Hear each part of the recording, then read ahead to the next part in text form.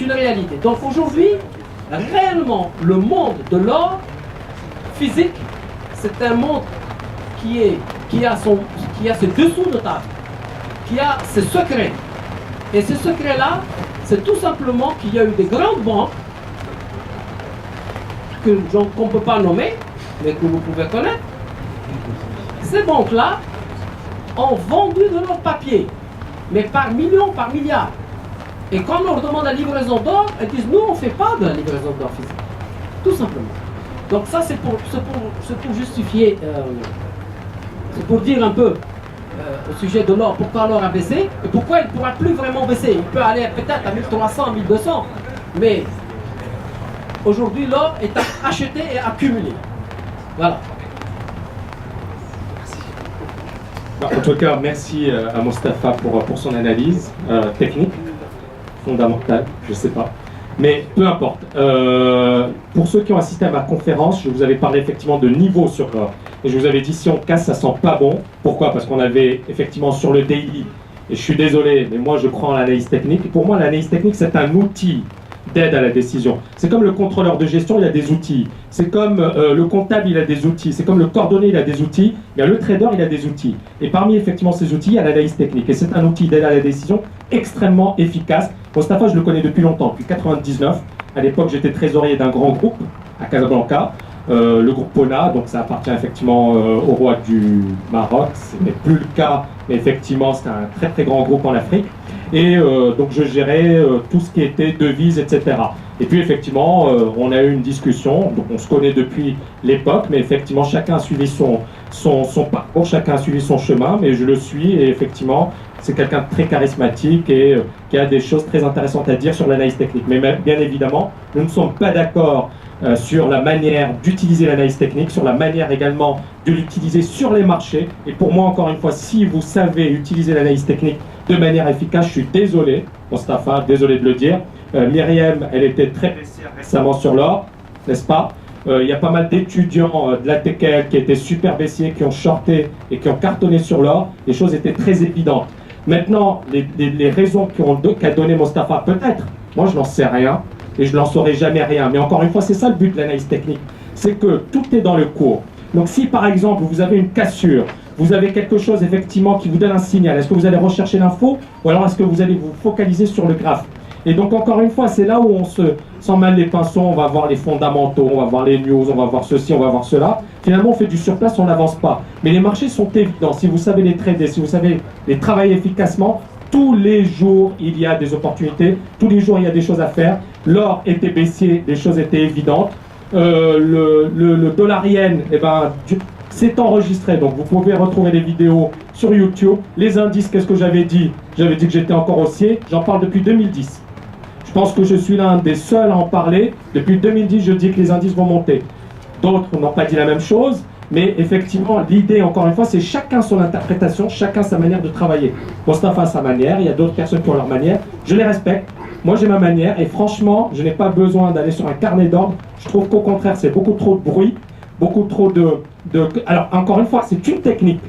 Il y en a plusieurs, chacun sa technique. Et encore une fois, il faut se respecter les uns les autres, mais surtout considérer que le but, c'est quoi? C'est ce que j'avais développé tout à l'heure. C'est de devenir un spécialiste, de maîtriser son domaine et d'être fort dans son domaine. Ensuite, si Pierre-Paul Jacques fait du carnet d'ordre ou je ne sais quoi, ça le regarde. Mais encore une fois, si vous avez une technique gagnante et efficace, eh bien, il faut y aller. Et je pense que les étudiants TKL, c'est la preuve. Tous les jours, ils font des choses qui sont, pour moi, qui battent les meilleurs gourous. Mais encore une fois, chacun a sa manière de travailler. Voilà.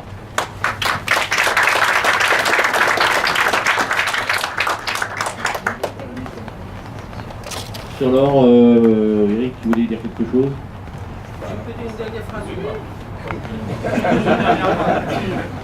Je sens qu'après ta vie, il y aura quelque chose. Je vais dire quelque chose sur l'or. C'est un partage en fait. On est là pour partager ce qu'on ressent. Ce que je vais dire va beaucoup vous surprendre, mais malheureusement c'est la vérité. Sans l'or, Hitler n'aurait pas tenu plus d'1 an sa guerre. Il a volé de l'or, il l'a vendu en Suisse. Les Suisses l'ont payé et c'est grâce à ça qu'il a pu tenir 4 ans. Il faut savoir que aujourd'hui, ce qu'il y a là-bas en Suisse, ils n'ont pas le droit de l'avoir. Et je trouve que c'est vraiment, lorsqu'on connaît les réalités du marché de l'or, on ne peut pas rester insensible à ça. Et ce que je suis en train de faire n'est que de rendre justice. Voilà.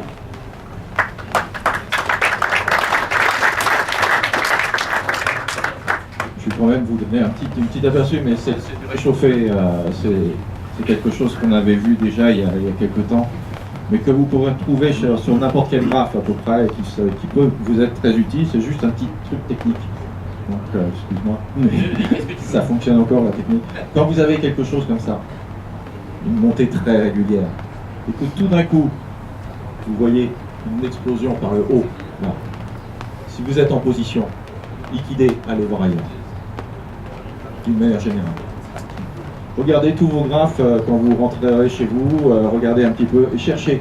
Quand vous avez des petits canaux comme ça bien réguliers et qu'on en sort par le haut, canaux haussiers, en général, c'est le moment de dire au marché ce que j'aime bien dire, c'est merci, au revoir. C'est tout.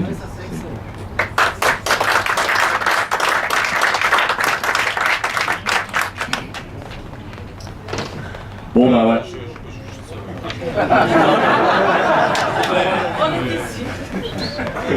Bon, ben, c'est juste pour vous remercier, surtout pour remercier André et Valérie pour leur organisation. Pourquoi je dis ça? Parce qu'effectivement, ils ont contribué à la vulgarisation de l'analyse technique, ils ont apporté énormément à cet art, hein, qui n'est pas encore une science. Hein. Moi, je le sais parce que j'ai fait des recherches sur le sujet. Je voulais même faire un truc, des travaux sur l'analyse technique, la véracité scientifique, etc. Après, je me suis dit, bon, je ne vais pas me casser la tête avec ça. J'ai fait ce que j'avais envie de faire, j'ai écrit des bouquins. Je pense que ces bouquins, effectivement, ont apporté énormément. Je pense que Modou, il y a pas mal d'étudiants qui m'ont écrit ou de personnes qui m'ont écrit, des anonymes du monde entier. Et donc, effectivement, pour moi, c'était une manière de vulgariser l'analyse technique et de lui donner également ses lettres de noblesse. Pourquoi? Parce qu'on a tendance à voir des personnes qui vont la décrier, qui vont la critiquer, qui vont... Même des universitaires. Hein. Et d'ailleurs, j'enseignais en L3 à Dauphine. Et j'ai passé le flambeau à André. Je suis vraiment fier parce que je sais qu'il fait un super boulot et que les étudiants sont super contents de ce qu'il fait à Dauphine. Et je pense que ça a permis d'introduire l'analyse technique au sein de l'université. Ça, c'est très très important parce qu'on en a besoin et parce qu'encore une fois, c'est quelque chose qui est très efficace. Donc un immense merci à André pour tout le travail de vulgarisation et l'apport qu'il a apporté parce que moi, je ne l'ai pas fait, ni Mostafa, ni Eric, mais franchement, il a fait un gros boulot et je tenais à lui rendre hommage. Merci infiniment.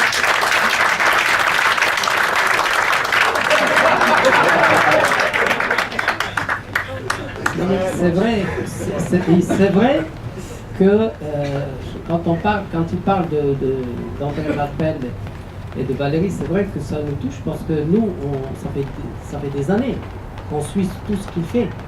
Et franchement, c'est pas facile ce métier-là, de tenir. Et moi, j'étais là dès le début.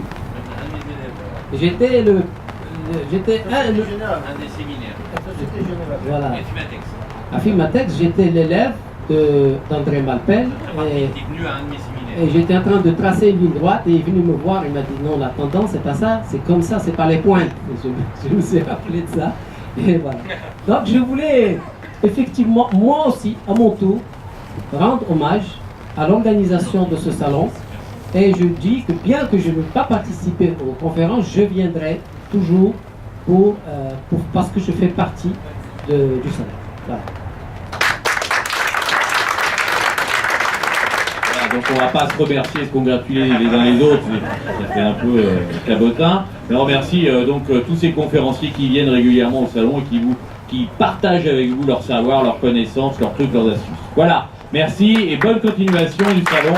Et encore une café poire avec un cocktail ce soir, n'oubliez pas. À plus tard. Merci.